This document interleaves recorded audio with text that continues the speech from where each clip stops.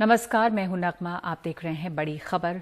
लगातार कोरोना संकट और उसके बाद दवा से होने वाली परेशानी, ऑक्सीजन नहीं मिलने की परेशानी, ये खबरें सामने बनी हुई हैं। एक इमरजेंसी है इस समय देश में, और ऐसे में अब चुनाव आयोग ने पश्चिम बंगाल में रोड शो, पद यात्राओं, साइकिल और बाइक रैलियों पर रोक लगाई है।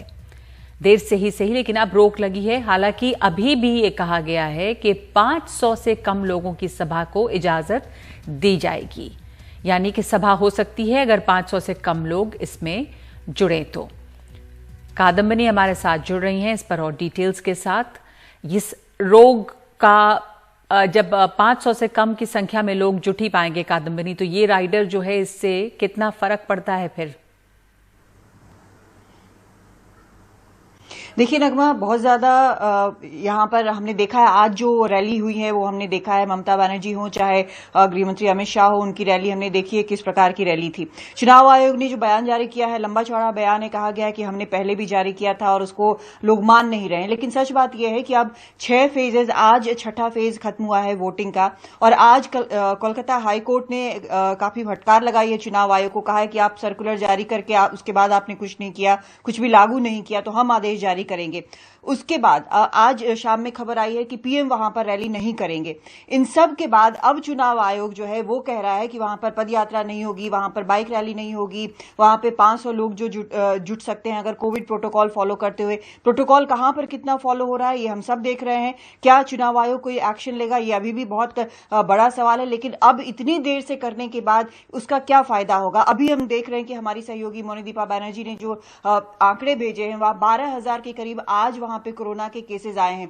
ऐसे में तब भी 500 लोगों को अलाउ किया जा रहा है। उसकी वजह क्या है ये खैर चुनाव आयोग ही बता सकता है, जबकि वर्चुअल रैली जो है वो की जा सकती है। लेकिन इस सब के बीच ये जरूर कहना होगा कि बहुत देर हो गई है, बहुत ज्यादा नुकसान हो चुका है, और यहां पर चुनाव आयोग ने क्या किया है इसको रोकने के लिए, पैंडेमिक के टाइम में, महामारी के टाइम में क्या लगाम लगाई है सिर्फ सर्कुलर जारी करने के अलावा, इसको लेकर बड़ा सवाल है निश्चित तौर पर। नगमा, बिल्कुल धन्यवाद आपका कादम्बिनी। ये सवाल बना हुआ है कि एक तो बहुत देर से ये फैसला आया है, एक लंबे फेज दर फेज ये चुनाव चल रहा है, और अब जब 6ठा फेज हो चुका है तब चुनाव आयोग ने ये बात सामने निर्देश दिए हैं कि रैलियां ना हो, लेकिन अभी भी 500 से कम की सभा हो सकती है एक ऐसे समय में जब ज्यादातर शहरों में गाइडलाइंस हैं, बंद हैं, लोग डबल मास्क पहन रहे हैं, गाड़ियों के अंदर मास्क पहन रहे हैं। सभाओं की छोटी ही सही इजाजत जो है उस पर सवाल बने हुए हैं।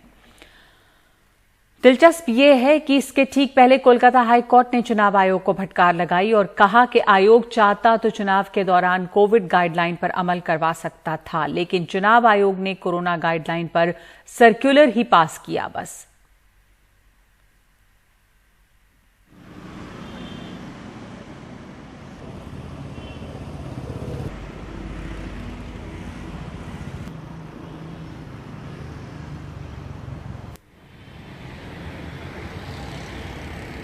और चुनाव आयोग ने यह फैसला तब किया है जब बीजेपी ने अपने बड़े नेताओं की चुनावी रैलियां रद्द कर दी हैं। कुछ ही देर पहले यह खबर आई कि प्रधानमंत्री मोदी, गृह मंत्री अमित शाह और बीजेपी अध्यक्ष जेपी नड्डा अब बंगाल में रैलियां नहीं करेंगे। कोरोना से लगातार बिगड़ते हालात के चलते ये फैसला लिया गया है। पहले बीजेपी ने कहा था कि अधिकतम 500 लोगों की मौजूदगी वाली सभाएं होंगी। अब जरूरत पड़ने पर स्थानीय नेता ही जिला स्तर पर संपर्क अभियान करेंगे। प्रधानमंत्री मोदी कल शाम 5 बजे वीडियो कॉन्फ्रेंसिंग के जरिए बंगाल की जनता को संबोधित करेंगे।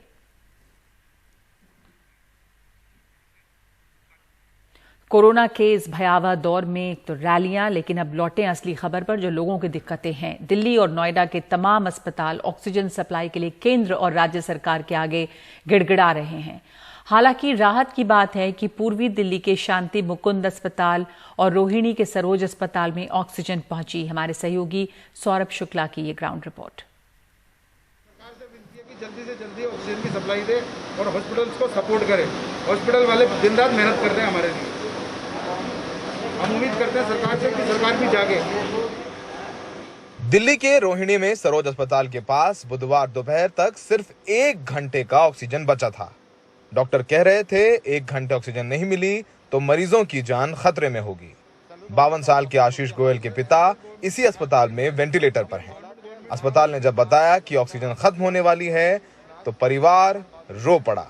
डॉक्टर्स ऑक्सीजन के लिए 4-4 घंटे, 2-2 घंटे, 1-1 घंटे का बैकअप 3 दिन से दे रहे हैं और अब 15 मिनट की बैकअप आ रहा है कि 15 मिनट में ही ऑक्सीजन खत्म होने वाली है। पूरे लोग सब ऑक्सीजन के लिए बहुत परेशान हैं। मैम, आप लोग बाहर से कोशिश कर रहे होंगे ऑक्सीजन मिल जाए, बाहर बहुत कोशिश कर रहे हैं और हम बहुत परेशान हैं। बार बार हमारा जान निकलने को हो जाती है कि 15 मिनट में ऑक्सीजन खत्म हो गई, 20 मिनट में खत्म हो गई। हमारे पास अभी 1 घंटे का बैकअप बचा हुआ है और जितने भी हमारे आईसीयू के पेशेंट्स हैं और वार्ड में भी इनफैक्ट पेशेंट्स हैं, उन सबको हम सिलेंडर के थ्रू या कैसे भी करके जो भी हमारे सिलेंडर जो बैकअप पड़ा हुआ है उसके थ्रू ऑक्सीजन दे रहे हैं। लेकिन ये भी हमारे पास सिर्फ 1 घंटे का ही है। टोटल कितने पेशेंट्स हैं आपके कोविड के? हमारे पास 120 पेशेंट है। मीडिया में हंगामे के बाद दोपहर तक ऑक्सीजन का ट्रक पहुंचा, जिससे सिर्फ शुक्रवार सुबह तक ही ऑक्सीजन की आपूर्ति हो पाएगी। पूर्वी दिल्ली के शांति मुकुंद अस्पताल ने तो नोटिस लगा दिया है कि वो नए मरीज नहीं भर्ती कर रहे क्योंकि उनके पास ऑक्सीजन नहीं है। यहाँ लगभग 80 कोरोना के मरीज ऑक्सीजन पर हैं। कुछ पेशेंट जो है डिस्चार्ज हो सकते हैं, उनको शिफ्ट डिस्चार्ज करने को बोल दिया।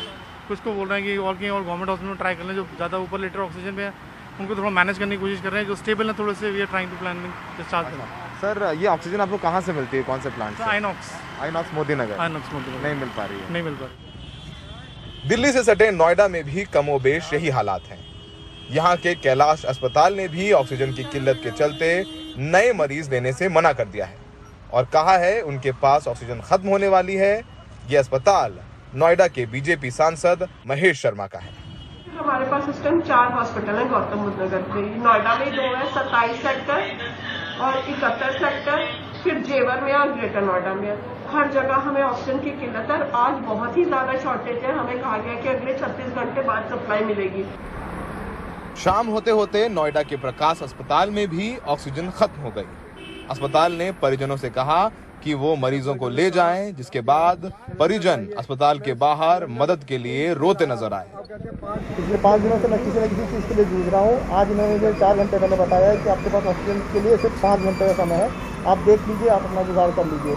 अब पूरी दिल्ली में इस तरह की ये हाल है कि ऑक्सीजन की सप्लाई नहीं है। बताइए इस समय कहाँ जाऊँगा मैं? गवर्नमेंट को ये सब पहले से सोचना चाहिए था कि उनकी प्लानिंग पता नहीं था कि ये सब आ सकता है। क्या सो रहे थे वो? सिर्फ चुनाव में लोग के लिए प्लानिंग होती है, इसके लिए प्लानिंग नहीं की जा सकती थी।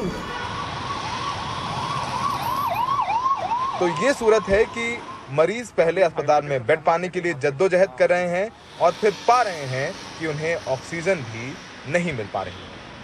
सोचिए ऑक्सीजन को लेकर के हालात कितने बदतर हैं कि दिल्ली और नोएडा, गाजियाबाद के तमाम अस्पताल मीडिया में आकर हाथ जोड़कर गिड़गिड़ा रहे हैं सरकार को कि सरकार ऑक्सीजन सप्लाई करे, जिससे वहां पर भर्ती कोरोना के मरीज सांस ले सकें, उनकी जान बचाई सके।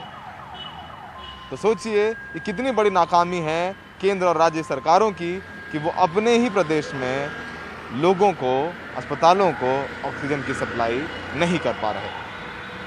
दिल्ली में सहयोगी अशोक महाले के साथ सौरभ शुक्ला, एनडीटीवी इंडिया। लखनऊ के अस्पतालों में भी ऑक्सीजन की जबरदस्त किल्लत है। उन सारे प्राइवेट कोविड अस्पतालों को जिनके पास ऑक्सीजन प्लांट नहीं है, थोड़ा थोड़ा ऑक्सीजन मिल पाता है। ऑक्सीजन खत्म होने लगता है तो फिर परिवार वालों को कहा जाता है कि आप मरीज को किसी दूसरे बड़े अस्पताल में ले जाएं, जिससे बहुत हाहाकार मचा हुआ है। हमारे वरिष्ठ सहयोगी कमाल खान की रिपोर्ट। लखनऊ के कोविड अस्पतालों में लोग एक एक सांस के लिए संघर्ष कर रहे हैं। शिराज के अब्बू भी एक प्राइवेट कोविड अस्पताल में भर्ती हैं। रात ऑक्सीजन खत्म हो गई तो हाहाकार मच गया। फिर थोड़ी ऑक्सीजन मिली तब काम चला। मेरे फादर यहाँ पे एडमिट है। सो कल सडनली ठीक था सब कुछ, बट रात में एकदम से ये हुआ कि फ़ोन आया कि ऑक्सीजन सिलेंडर्स हमारे पास ख़त्म हो रहे हैं, आप लोग अपना अपना देख लिए। तो बवाल मच गया यहाँ पे। लखनऊ के आलीशान कोविड कंट्रोल रूम के बाहर बहुत दर्दनाक मंजर है। लोग रो पीट रहे हैं। किसी भी कोविड अस्पताल में भर्ती के लिए यहाँ से सीएमओ का लेटर जाना ज़रूरी है। मूर्ख बनाया जा रहा है और कुछ नहीं किया जा रहा है यहाँ पे। ये तो साले मारेंगे, हमें ही मार डालेंगे, मैं बता रहा हूँ आपको। ये बच्ची सुबह से अपने पापा को भर्ती कराने सड़क पे खड़ी है। बिल्डिंग पे पहरा है, अंदर जा नहीं सकती, बाहर किसी की सुनवाई नहीं। डॉक्टर ने लिख के दिया है कि अर्जेंटली नीड है उनको वेंटिलेटर की, लेकिन कॉल कर रहे कोई सुन ही नहीं रहा है। उनको खून की उल्टियाँ हो रही हैं, बहुत सारी हुई हैं खून की उल्टियाँ, नाक से खून गिर रहा है। इतनी ज़्यादा कमजोरी है उनको कि क्या बताएं, लेकिन कोई नहीं सुन रहा है। शिवम प्रजापति के पिता एक रोज़ पहले कोविड से ख़त्म हो गए हैं। उनके दिल पे क्या गुजर रही होगी कि अपने गंभीर भाई के लिए वो यहाँ आए हैं, उसे भर्ती कराना चाहते हैं। सीएमओ का लेटर चाहिए। सुबह से घूम रहे हैं, कोई सुनने वाला नहीं। यहाँ आए अप्रूवल के लिए, कुछ नहीं हो रहा है। सुबह 9 बजे आए थे, अभी तक खड़े हुए, कोई अप्रूवल नहीं। यहाँ तक कमिश्नर सर आए, हमारा कागज़ लेके अंदर गए पर कोई अप्रूवल नहीं मिला। और यहाँ से खाली ये बता देते हैं कि यहाँ से अप्रूवल कर दिया गया, वहाँ से आपको कॉल आएगी। कोई कॉल वॉल नहीं आ रही है। सुबह अपने पिता को भर्ती कराने बनारस से आई हैं। कोविड कंट्रोल रूम के बाहर चक्कर काट रही हैं। कोई उनकी बात सुनने वाला नहीं है। मेरे पापा को कोविड है और अभी 4 दिन पहले उनकी हालत बिगड़ गई थी और हम लोगों ने जो सिस्टम इन लोगों ने बनाया है उस सिस्टमेटिक वे से हम लोगों ने उनका नाम जो है दर्ज करवाया कोविड हेल्पलाइन पे। वो इमरजेंसी लिस्ट में गया, लेवल 2 पे मेरे फादर का नंबर, लेकिन अब वो 4 दिन हो गए हैं, कोई कॉल नहीं आई है, कोई डॉक्टर्स नहीं आए। इस कोविड कंट्रोल रूम पे रोज़ाना यही नज़ारा है। आम आदमी यहाँ पे आए तो इनकी तकलीफ़ सुन के वो रो दे। सारे बड़े अफसर अंदर बैठे रहते हैं, बाहर लोग भीड़ लगाए रहते हैं। कोई इनका कागज़ लेने के लिए, इनकी बात सुनने के लिए नहीं है। कोई बता रहा है कि उसके घर वालों को ऑक्सीजन 30 पहुँच गया है, किसी का 10 पहुँच गया है। 6-6 घंटे से यहाँ पे लोग खड़े हुए हैं, लेकिन कोई भी सुनने के लिए बाहर नहीं निकलता। इस आलीशान बिल्डिंग के अंदर सारे लोग बैठे रहते हैं। लखनऊ में कमाल खान, एनडीटीवी इंडिया।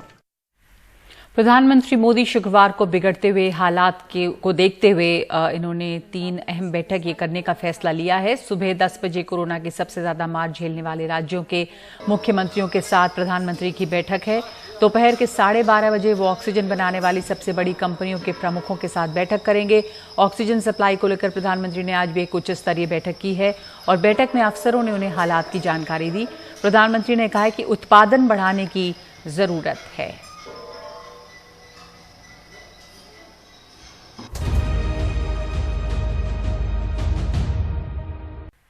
हरियाणा के जींद में स्वास्थ्य विभाग की बड़ी लापरवाही का मामला सामने आया है। यहाँ के सिविल अस्पताल से कोरोना की वैक्सीन और कोविशील्ड की चोरी हो गई। बताया ये जा रहा है कि कोविशील्ड के 1270 और कोवैक्सीन के 440 डोज की चोरी हुई है। चोरी का पता तब लगा जब एक सफाई कर्मचारी को दवाइयाँ बिखरी हुई मिली। चोरों ने अलमारी को तोड़कर उसमें रखी वैक्सीन को निकाल लिया। इस चोरी के बाद अब जींद में एक भी कोरोना वैक्सीन का डोज नहीं बचा है।